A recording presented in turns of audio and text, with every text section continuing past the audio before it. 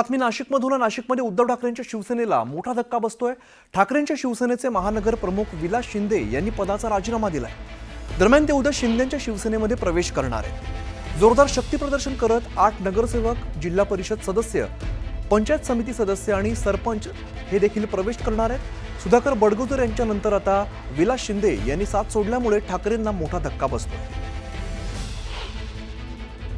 बाळासाहेबांच्या विचाराचे शिवसैनिक आहे.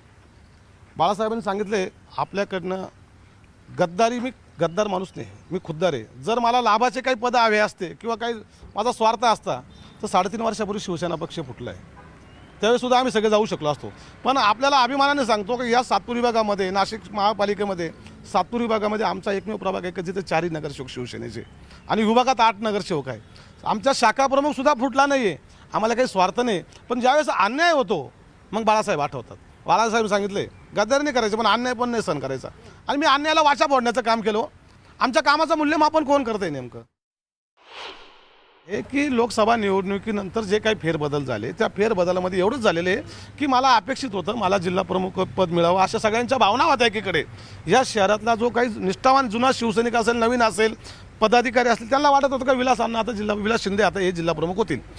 परंतु माझ्यापेक्षा 15 वर्ष ज्युनियर असलेली व्यक्ती, त्यांनाही वाईट नाही बोलायचं, तो त्यांचा अधिकार त्यांना मिळालेले जिल्हा प्रमुख त्यांनी काम करावं. पण या लोकसभेचा त्यांना अभ्यासच नाही आहे.